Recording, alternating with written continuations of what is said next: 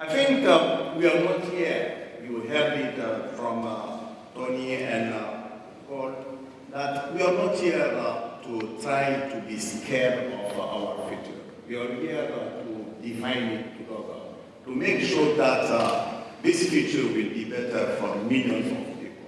That is the objective of this today meetings. And I want to just to ask you to remember from where we came from.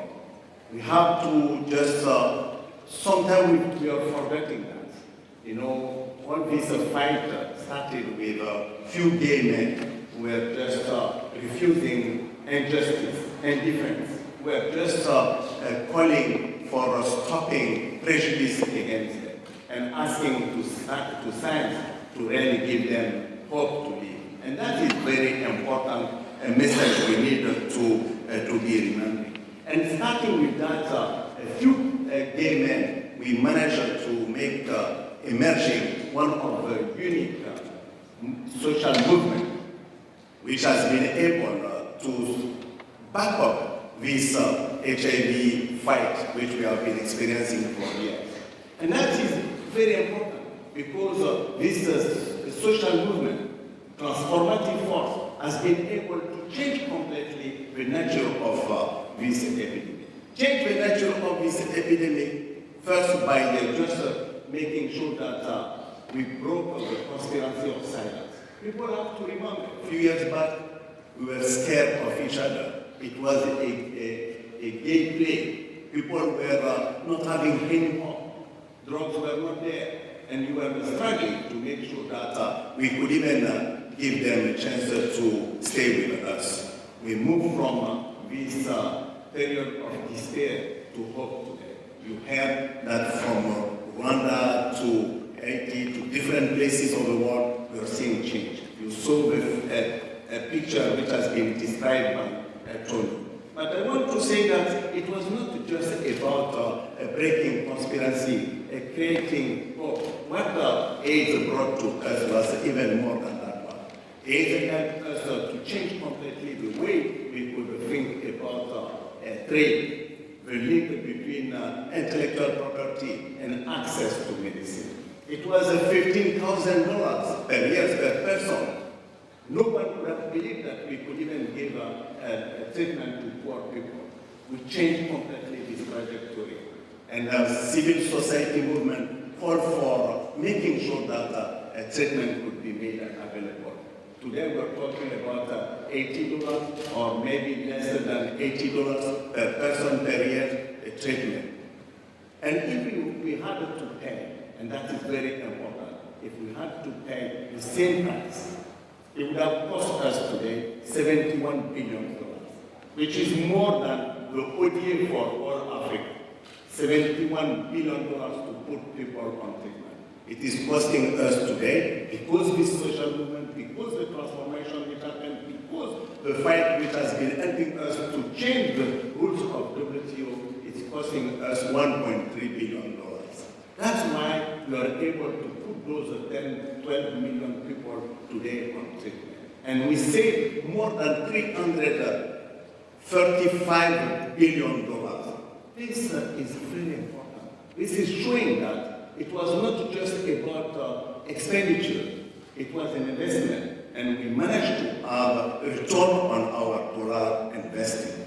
We save life, but we save also money for the society. And that is very important to share with our partners. But we didn't manage just to change this trajectory by dealing with trade. What we did also, we mobilized money. We saw global solidarity like never happened before. I remember when I joined Peter Piot, it was $300 million per year to fight this epidemic. We're struggling. Today we're talking about $19 billion per year. $19 billion.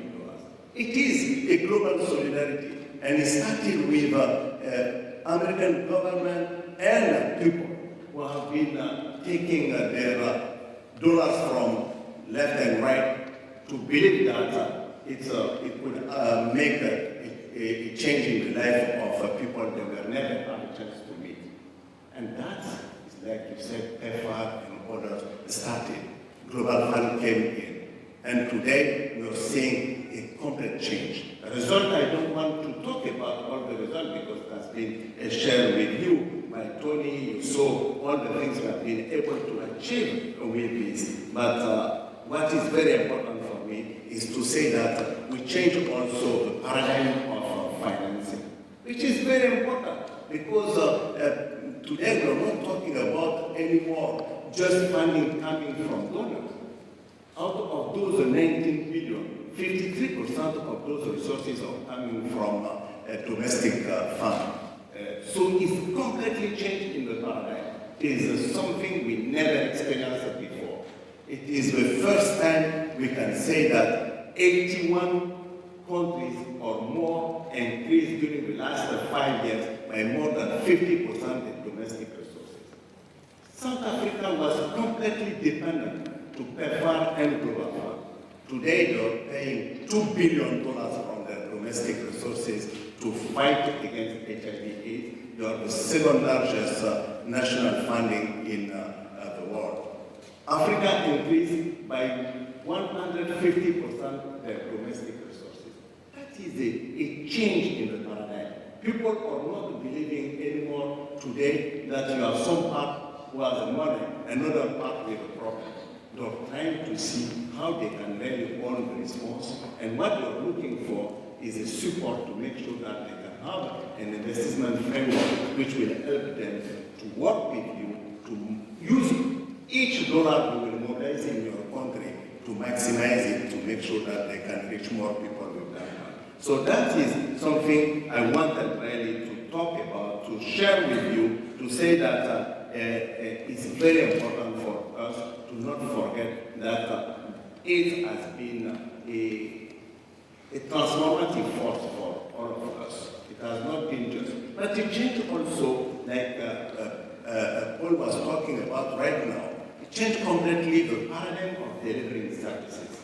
It's not the interface between service provider and community is completely different. AIDS resources have been used in Ethiopia, Rwanda, Haiti, like you said, in Ethiopia, to train 35,000 community health workers, to create a community conversation, to change completely the way we deliver services, to equip community members with knowledge and skills so they can really be able even to provide treatment down there. So I think it's very important to use AIDS as a catalyst, to use AIDS not just as a disease, a problem, but an opportunity. Because AIDS helps us to just move from this disease-specific approach to bring around the issues of people, to look at the whole issues of how people can be at the center of our approach.